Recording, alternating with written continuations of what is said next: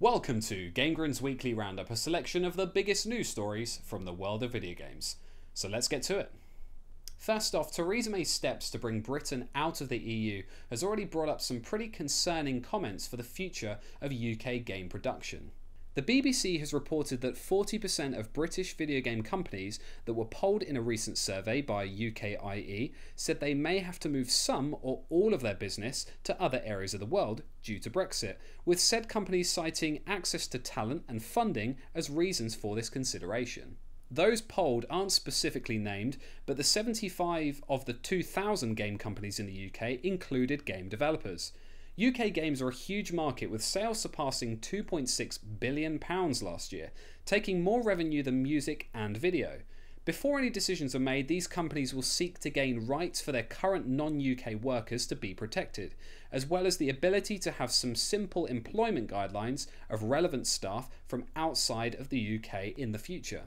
The Department of Media, Culture and Sport have said that they want the UK to be a major player in the future of video game production and are undergoing a full review of their creative process. The 2 years of negotiating that Britain are going to be doing when leaving the EU is going to be a major focus for those already working in the industry and those aspiring to be part of it.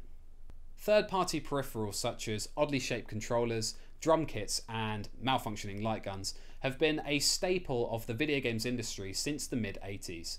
But sadly, one of the longest running companies to create such, Catz, are going to be turning off turbo mode for the last time as they went into liquidation this week.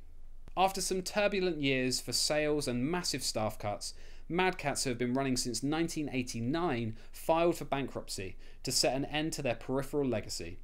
Its most recent partnership appeared to be the final nail in the coffin, with sales of Rock Band 4 being anything but remarkable, leaving them with a whole bunch of stock that initially went unsold and announcing a net loss of £8 million in 2016. Maybe we'll one day see a return to Catz roots in the future with some cheap, simple and hardy accessories, but for now the story ends here. Finally, Xbox's most recent dashboard update has seen a massive change in how the controller's Xbox button functions. Players will see a whole host of new features such as an on-screen achievement tracker, as well as simple to access streaming to Microsoft's new Beam service. On top of some visual changes, there's been a few additions to Cortana's voice commands, as well as a brand new feature called Copilot, which allows you to simultaneously run one player with two different controllers. That's going to make for some interesting co-op experiences, that's for sure. And that's the news. Head over to GameGrin.com where you can check out the trending articles of the week. Ace has reviewed Persona 5 on the PlayStation 4, and there's been a new Nintendo Switch hardware update, which removes the bad taste from the game cartridges, but that one may or may not be an April Fool's gaffe. Don't forget to follow GameGrin on social media to never miss a beat. Show us your thumbs, either up or down, to tell us what you think. I've been TGK for GameGrin.com, and I'll see you next time with all the latest video gaming news. Ta-ra for now.